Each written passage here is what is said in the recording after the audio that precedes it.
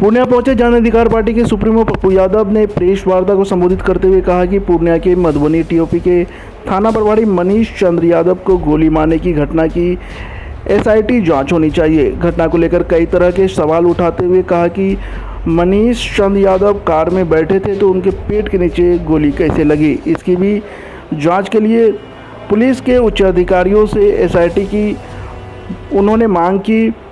वहीं भागलपुर के गंगा नदी में पुल गिरने के सवाल पर उन्होंने उल्टे बीजेपी पर ही कई तरह के सवाल उठाए।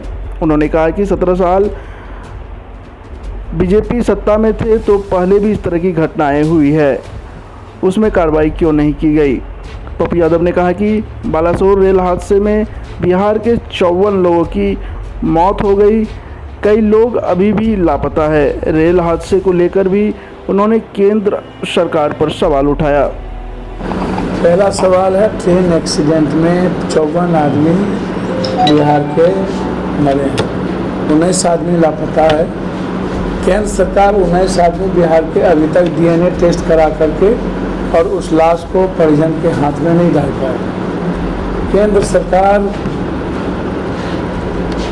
अभी तक नैतिकता के आधार पर, मैंने पहले भी कहा था कि अदानी के कंपनी को पूरा मुनाफा में लाने के लिए आईएएस पदाधिकारी को दुनिया में, हिंदुस्तान में पहली बार रेल मंत्री बनने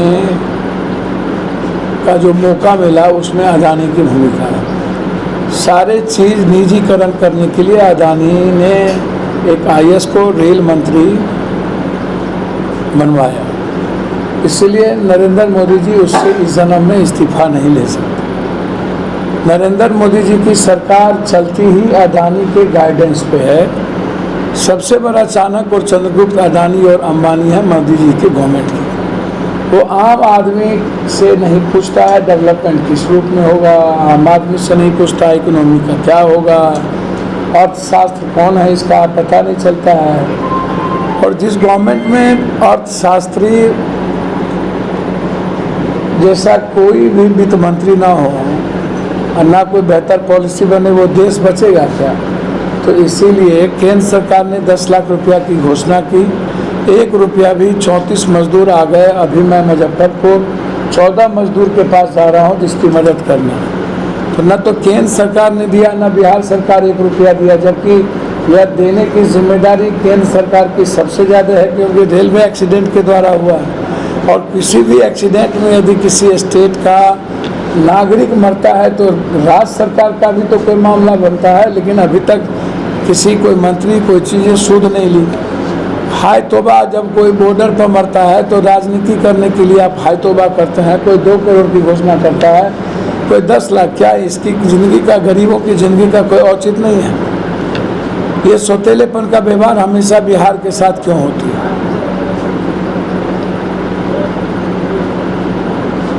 दूसरी चीज़, कंप्लीट रूप से आज सबसे ज़्यादा बोझ महंगाई पर तो है ही। महंगाई तो हमारी ज़िंदगी को निगल ही गई।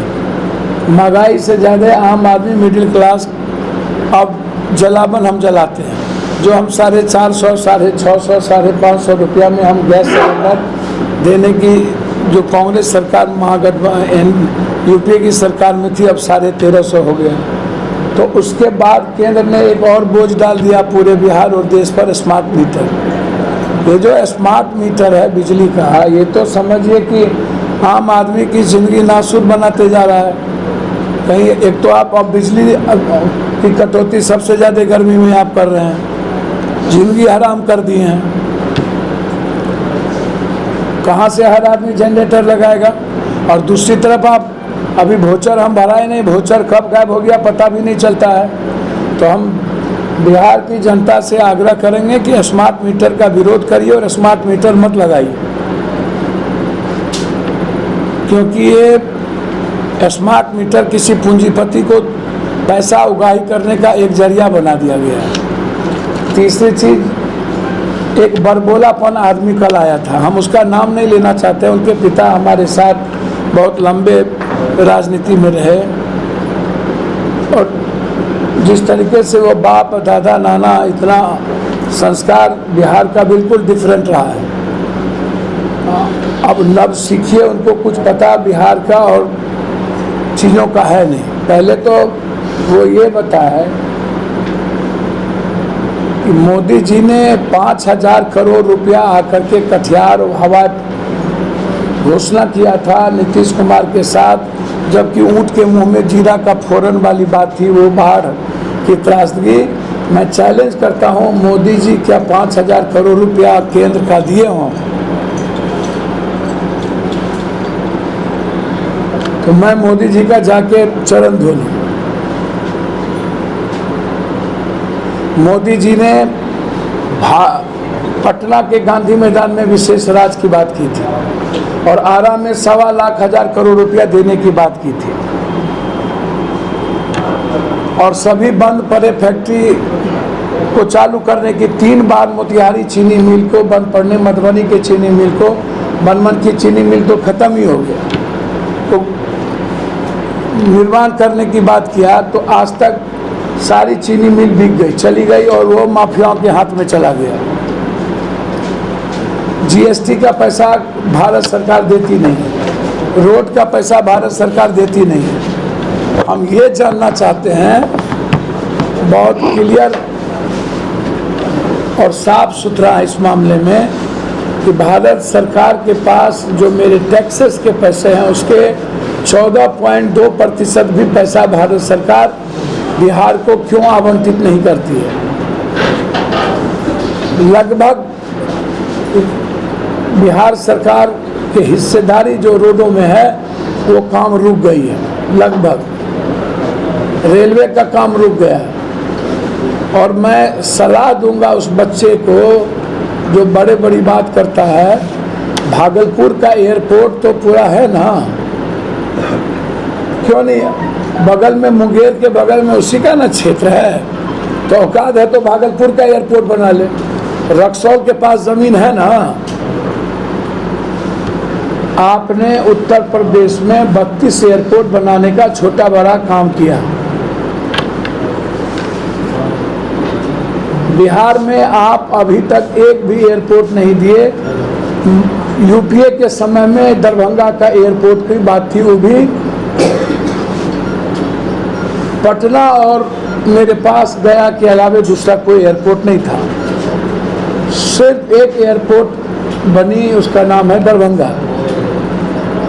और जितना एयरपोर्ट है सबसे ज़्यादा जयनगर में लंबा ज़मीन है, सहरसा में एयरपोर्ट की पूरी ज़मीन है, भागलपुर में आपकी ज़मीन है। आपके पास जो चीज़ आपको देना है उस पर कोई बात आप करना नहीं है।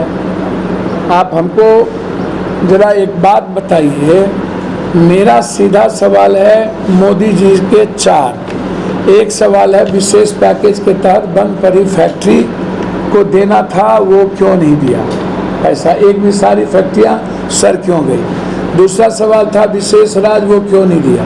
तीसरा सवाल था 1,25,000 करोड़ क्यों नहीं दिया।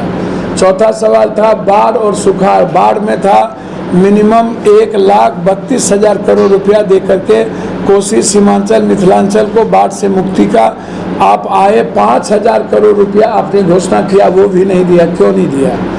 सुखाड़ के मुद्दे पर मगध में हम आज 5 दिन पहले आम आदमी के पानी के लिए हम धरना पर बैठे थे, हमने घोषणा किया है। आप 5 बार बोल गए और आपने अभी तक मगध और झारखंड के बीच में जो ज़मीन को पानी मिलना है आपने मुद्दा सुलझा नहीं पाए। और जो 32,000 करोड़ रुपया पानी को लेकर के देव को लेकर देना था, इन्होंने आज तक 1 रुपया नहीं दिया। और आम आदमी को वहाँ पीने, खेत तो छोड़ दीजिए, पीने को पानी नहीं मिलता है। आज़ाद हिंदुस्तान के 70 के दशक में जिस देश में पानी पीने को ना मिले वह देश भी 56 इंच सीने की बात करता है। हमको तो समझ में नहीं आता है।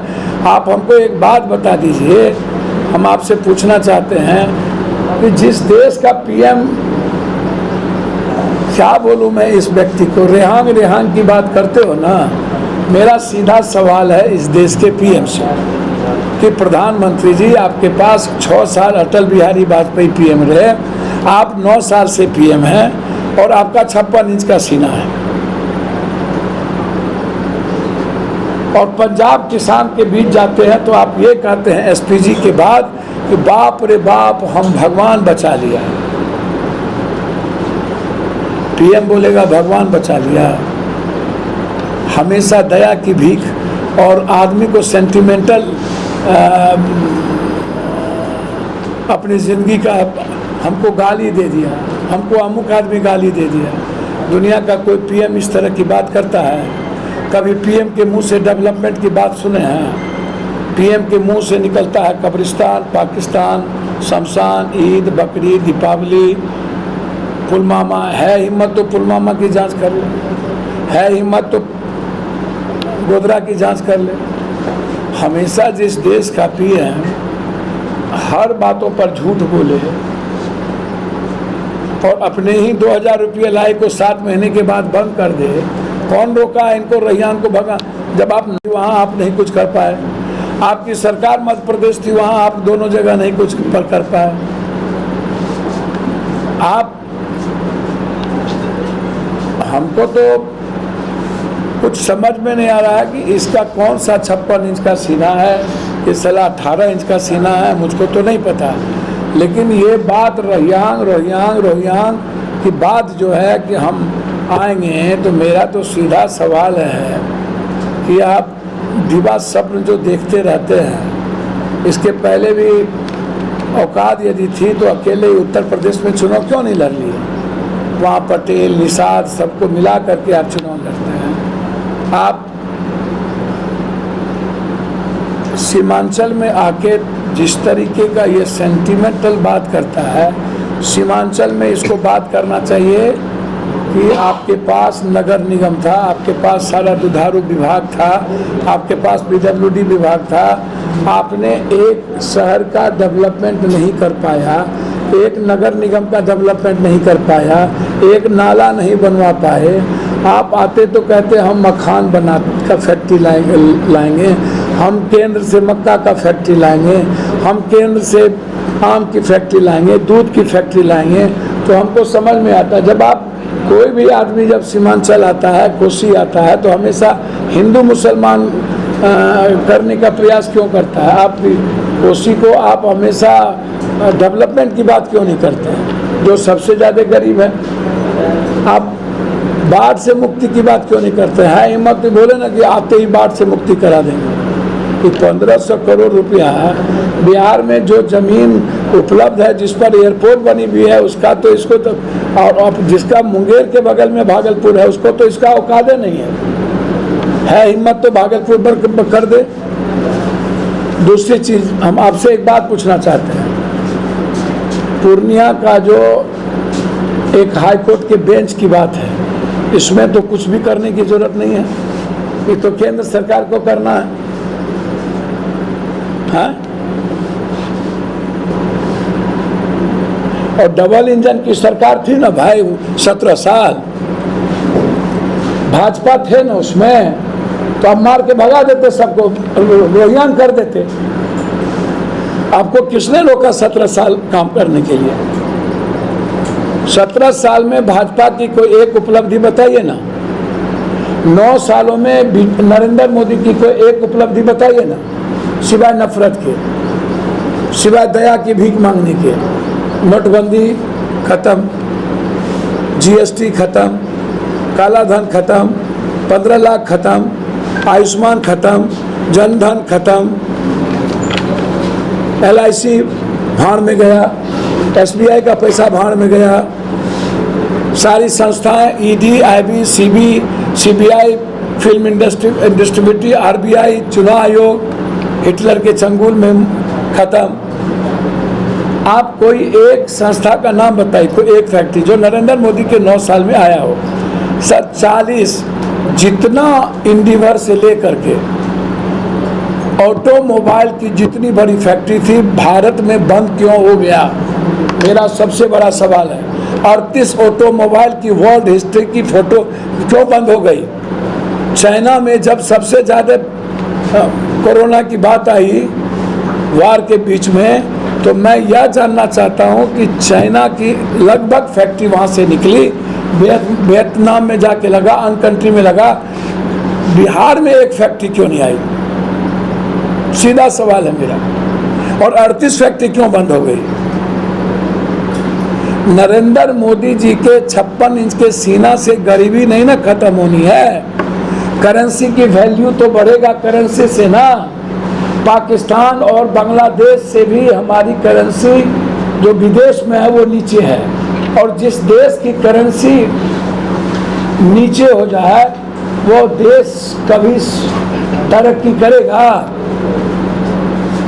बात करनी चाहिए कुछ, बात करता है कुछ, हमेशा सलाह करियो, कभी यादव को, कभी भूमिहार को, कभी राजपूत को, कभी शाह को, कभी धानु को, कभी कबरो, कभी बैक। अरे यार, तुमको ज़्यादा औकात है तो जाति जनगणना पर बोलना कि तुम जो अत्यंत पिछड़ा और पिछड़ा जाति का जाति जनगणना को जो तुम रोके हो, तुम उस पर क्यों नहीं बोलते हो? तुम 9वीं सूची में जो आरक्षण देना है, जिसको आप 10% ऊंची जात के लिए लिया, आपने अच्छा किया, और 9वीं सूची का आरक्षण जो सबसे ज़्यादा दलित अत्यंत पिछड़ा के लिए बैकलॉग है, खाली है, आप उस पर क्यों नहीं बोलते हो कि आरक्षण को आपने क्यों नहीं दे? क्यों आप, जब स्टालिन ने 9वीं सूची का आरक्षण जब दिया तो फिर ये लोग सुप्रीम कोर्ट चले गए। नरेंद्र मोदी जी की उपलब्धि क्या? जाति जनगणना पर क्या दिक्कत है? 9वीं सूची के तहत 67 से 72% आरक्षण जो पिछड़ा को मिलना है, वो जिसके बच्चे कंप्लीट कोलैप्स कर गए, और उस पर क्या दिक्कत है? मेरा सीधा सवाल है, इसका जवाब देना। और अंतिम जवाब जो बचुआ ने कहा, राइट ऑफ एजुकेशन और राइट ऑफ हेल्थ, ये किसका है? बिहार का या केंद्र का या स्टेट का? तो right of health and right of education जो सबसे ज़्यादा गरीब और कमज़ोर तबके के लिए आवश्यक है, इसको तुम क्यों नहीं घोषणा करते हो? क्योंकि दलित, गरीब, निषाद, ततमा, शर्मा, जोल्हा, कुम्हार, कमार, मंडल, धानु, केवट, कुम्हार, शाह, चौधरी, बेलदार, जसवाल, ये लोग का बच्चा पढ़ लेगा, इसीलिए राइट ऑफ एजुकेशन नहीं मिले, इसलिए राइट ऑफ हेल्थ नहीं मिले कि गरीब का इलाज। बात करो कुछ, रोहियांग तो छठा नहीं है तो हमेशा बकवास बात आके करना। 17 साल तुम थे, औकात नहीं हुई तुम्हारी एक बार बात करने की। 6 साल 9 साल तुम रह तो गए, 17 साल लगभग 18 साल केंद्र में, कौन रोका है तुमको? तो इसीलिए अब बात रही, मैं बार बार आपको कहता हूं कि ये पुल के बारे में कह रहा था कि 400 करोड़ रुपया का गबन हुआ। सबसे ज़्यादा PWD 17 साल तो आप ही के अंडर में न था, और जब पहली बार पुल टूटा था तब आप ही के ना मिनिस्टर थे, तो आप ब्लैक लिस्टेड क्यों नहीं किए? एक दूसरा चीज़, पूरे भारत में सिंगला कंपनी को 34 जगह पर टेंडर मिला हुआ है और 9 स्टेट उसको ब्लैक लिस्टेड किया हुआ है। तो मोदी जी का सबसे जो विराट गुजरात का पुल है, जिसको कि उसको हेरिटेज बनाया गया है, सिग्नेचर पुल, वो सिंगला को मोदी जी ने क्यों दिया? और इस पुल टूटने के बाद विक्रमशिला जो केंद्र सरकार की पुल है, वो सिंगला को क्यों दिया? और पहली बार जब पुल टूटी तो बीजेपी की सरकार थी, PWD, तो 9000 करोड़ रुपया इस सिंगला को उसके बाद टेंडर क्यों मिला? और CBI इंक्वायरी के लिए तो कुछ करने की जरूरत है नहीं, केंद्र भी कर सकती है। आप चले जाइए हाई कोर्ट, दूध का दूध, पानी का पानी हो जाएगा। हर चीज़ों में राजनीति क्यों करते हैं? हमाम में सब नंगे, हड्डाल पर उल्लू बैठा, जामे गुलिस्ता क्या है, सब साझेदार और भागीदार है ये लोग। औकात था तो जाते, जो लेबर मरा है पैसा दे आते। पप्पू यादव गया, 50,000 रुपया परसों दे के गया। अब बात रही दरोगा की, या गोली चलना, आना किधर से, जाना किधर से, बैठना किधर, गोली लगी राइट लेफ्ट, गोली चली कहते हैं अमुक से लग गया दूसरे तरफ, तो ये संदिग्ध बात तो है। और दरोगा को गोली लगने के बाद भी एक SIT जांच नहीं हो, IG साहब को इसमें पहल करनी चाहिए। पूर्णिया की जनता चाहती है कि दरोगा को गोली किस अपराधी ने मारा, और जिस अपराधी के बारे में कहा जा रहा है कि हम वहाँ गए, घर में कट्टा मिल गई, गोली का पॉइंट, गोली किसी और पिस्टल का, गोली किसी और पॉइंट का, कट्टा मिला कुछ और, एक टैबलेट कहीं से दिखा दिए कुछ और। क्या पूर्णिया के पुलिस अभी मुफस्सिल थाना में एक लड़के को जबरदस्ती पिस्टल थिनर दे के जेल भेज दिया?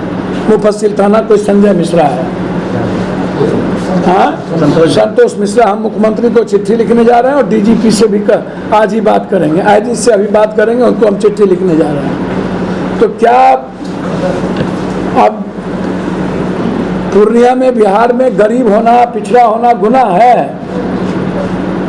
आप कट्टा थमा दिए, लाए घर से दिखा दिए कहीं और पकड़े हैं, जबकि सीसीटीवी फुटेज है।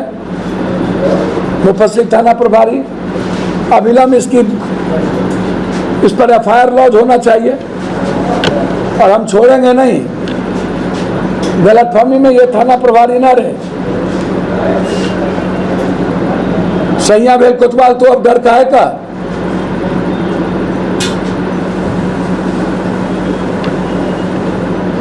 दरोगा के मामले में मैं मुख्यमंत्री जी से बात कर एसआईटी जांच की मांग करूंगा, और इस मामले में भी जिसमें एक बच्चे को थ्रिनर दे करके पूर्णिया इस तरह निरंकुश कैसे हो गया भाई? मंत्री हैं यहाँ दो आफाक साहब, लेसी सिंह जी, क्या एकदम पूर्णिया, मैं अभी लेसी सिंह जी से बात करूंगा। एमपी यहाँ पर सरकार के हैं, क्या आम जनता से इन लोगों का कोई सरकार नहीं रहा? अरे सरकार ने पैसा मदद नहीं किया तो जो पूर्णिया में 6 लोग मरे हैं, ये जनप्रतिनिधि तो कर ही सकते थे ना, भवानीपुर और जगह जाके धमधा।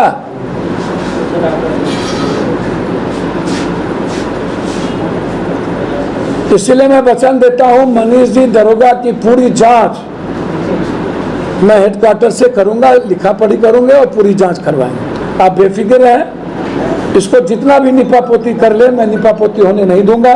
मैं अभी आईजी से बात करूंगा और फिर ऊपर बात करेंगे, बेफिक्र रहें। धन्यवाद। अब हर खबर पर होगी हमारी नजर, पल पल बदलती देश और दुनिया की हर खबर पाइए सीधा अपने मोबाइल पर। ऐसे ही खबरों के लिए करें से 24 लाइव को सब्सक्राइब, साथ ही साथ दिए गए बेल आइकन को भी दबाएं। Thank you.